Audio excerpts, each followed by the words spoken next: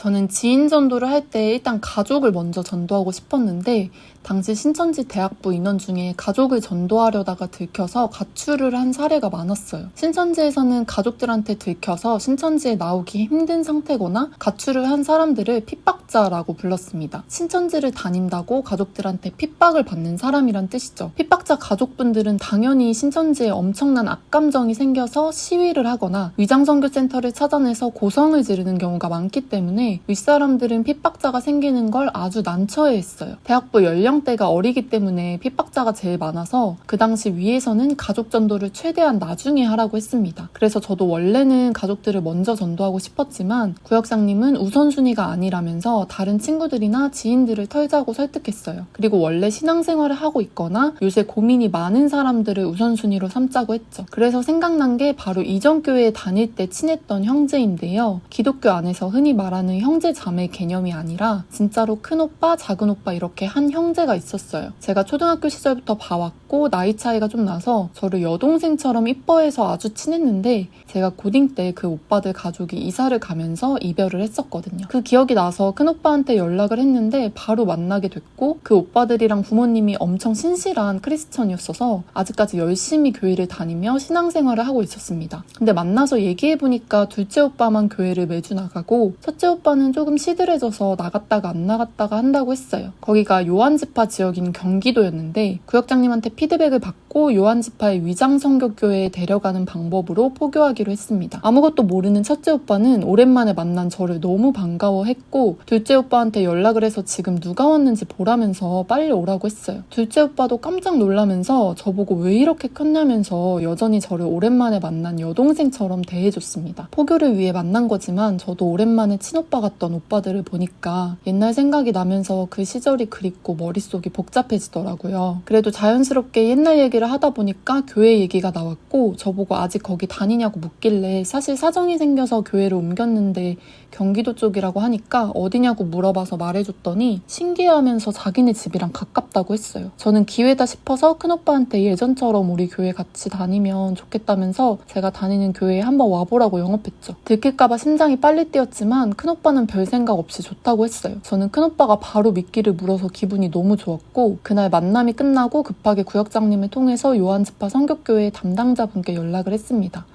미리 만나서 제가 거기 좀 다닌 것처럼 해야 하니까 의논을 좀 하자고 적극적으로 어필했어요. 당시 고시원에서 1시간 거리인 요한지파 선교교회에서 만난 분들은 제가 다른 지파에서 왔지만 호의적으로 도와주셨습니다. 저는 포교 대상자인 큰오빠에 대한 정보를 주고 거기서 목사님으로 위장하고 있는 강사님도 만나서 인사를 드렸어요. 그리고 그 다음 주에 저는 아침 일찍 예배 시간에 맞춰서 큰오빠를 만나 위장교회에 데려가야 했기 때문에 신천지 예배는 저녁에 드려야 했죠. 근데 큰오빠는 저랑 다시 만나서 기뻐했지만 위장교회 예배가 시작하자마자 이상함을 감지했어요. 그리고 저보고 귓속말로 속삭였습니다.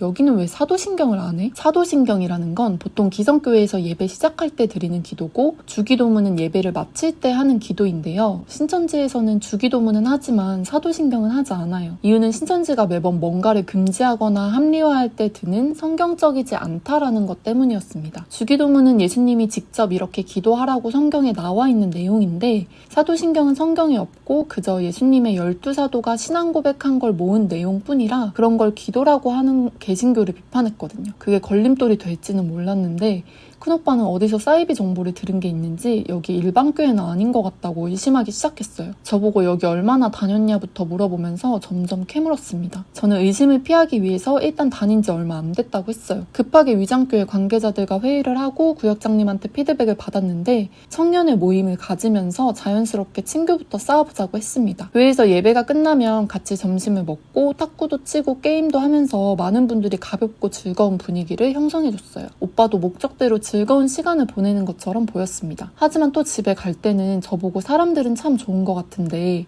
여기 100% 장로교 교회는 아닌 것 같으니까 저보고 여기 다니지 말고 자기네 교회로 오라고 오히려 저를 전도하려고 하는 거예요. 지인 전도 초보였던 저는 결국 싫다고 소리치면서 급발진을 했더니 오빠는 갑자기 인터넷에 신천지 교회인지 알아보는 방법 중에 사도신경을 안 한다는 내용을 보여줬습니다. 그리고는 저보고 너도 신천지냐고 물어봤어요. 저는 너무 떨렸지만 시치미를 뚝 떼고 억울한 척 하면서 아니라고 했죠. 할 수 없이 의심을 피하기 위해서 바로 그 교회에 안 간다고 했습니다. 그래도 제가 오빠가 다니는 교회로 옮기지 않자 저를 수상히 여겼어요.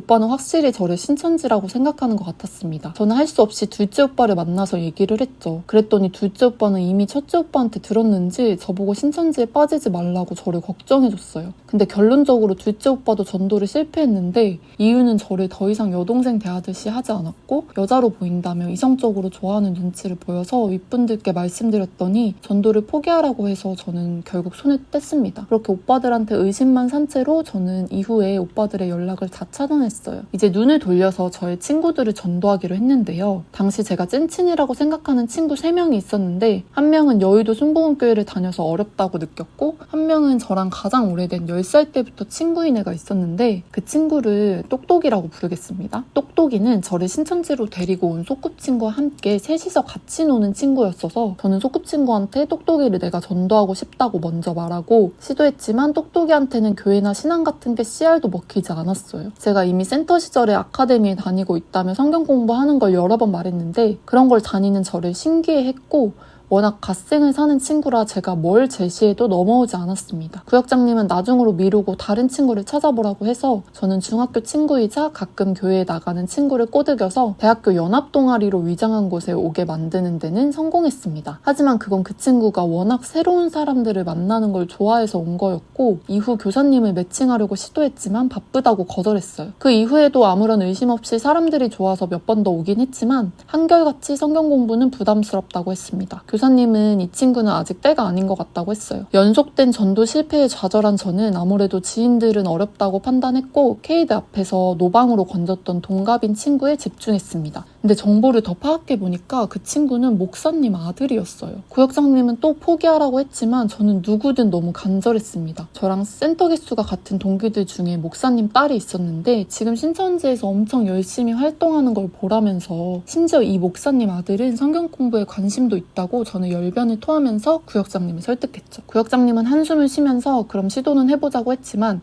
일단 이 친구의 교사 매칭은 팀장 이상급이어야 한다고 했습니다. 그래서 팀장님께 말씀드렸더니 열정이 넘치는 저의 모습을 보고 팀장님이 직접 교사가 돼주신다고 했어요. 저는 너무나 영광이라고 생각했고 거듭 감사하다고 했습니다. K대 근처의 카페에서 팀장님을 간사라고 소개하면서 성경 공부하기 전 간단하게 제 섭외자를 만나게 했는데요. OT 정도로 하면서 친교를 먼저 쌓았는데 팀장님은 의외로 경계심은 별로 없는 것 같았는지 그 친구한테 주 3회 성경 공부를 제안하셨어요. 그 친구는 바쁘긴 하지만 알겠다고 수락했죠. 저는 그때야말로 전도가 되는 줄 알고 희망에 가득 찼어요. 그렇게 그 친구가 수업이 끝나는 날이나 수업 사이에 있는 공강 시간에 카페에서 만나서 한 3번 정도 진행을 했는데 문제가 생기고 말았습니다. 그 친구는 팀장님이 열심히 강의를 하는데 졸기도 하고 집중을 잘 못하는 모습을 보였어요. 그리고 마지막에 항상 느낀 점을 물어보는 시간이 있는데 기성교회랑 다른 신천지식 성경풀이의 포인트가 항상 있었는데 전혀 캐치한 게 없었고 깨달음도 없었습니다. 분명히 졸거나 딴 생각을 해서 집중을 제대로 못한 게 틀림없었고 기성교회 성경 공부랑 똑같이 여기면 별 감흥이 없어 보였어요. 저는 팀장님한테 죄송했고 팀장님은 난감해했습니다. 그날 팀장님이랑 성전에 가서 피드백 시간을 가졌는데요. 팀장님은 사실 OT 때부터 말하고 싶은 게 있었는데 혹시 아닐 수도 있어서 저한테 말 안 하고 진도를 나갔는데 이 친구는 지금 성경이나 신앙에 관심이 전혀 없고 저한테 관심이 있어서 주 3회 그 자리에 나오는 거라고 했습니다. 저는 그건 절대 아니라고 부정했어요. 그냥 알면서도 부정하고 싶었던 것 같아요. 저는 너무 속상했지만 팀장님의 말씀이 맞았습니다. 제가 성경 공부 시간 전후로만 연락하고 나머지 시간에 톡이 오면 답을 늦게 하거나 답장을 아예 안 해서 그 친구는 결국 목사님이나 아버지를 들먹이면서 교회 밖에서 성경 공부는 안 된다고 했어요. 거짓말 같았지만 저는 겁나서 더 이상 시도할 수가 없었습니다. 그 친구는 그래도 계속 친구 사이로 지내고 싶다고 했지만 저는 그 친구랑 더 이상 연락할 이유가 사라져서 또 차단을 했습니다. 그날 저는 1평짜리 고시원 침대에 누워서 엉엉 울었어요. 나는 왜 열심히 해도 전도가 안 될까 생각하면서 스스로를 또 자책하기도 하고 제발 될 수 있게 해달라고 간절히 기도했습니다. 그 후에도 노방으로 건진 사람들은 잠수를 타거나 오히려 저에게 다른 목적이 있었거나 제가 신천지인인 걸 들켜서 실패했어요. 그러던 저는 이제 지쳐서 다른 방법을 생각하게 됐습니다. 바로 인도자로 전도 점수를 따는 게 아니라 교사로서 전도 점수를 따는 방향으로 틀기로 한 거죠. 그 노답 스토리는 다음 에피소드에서 자세히 말씀드리겠습니다. 시청해주셔서 감사합니다.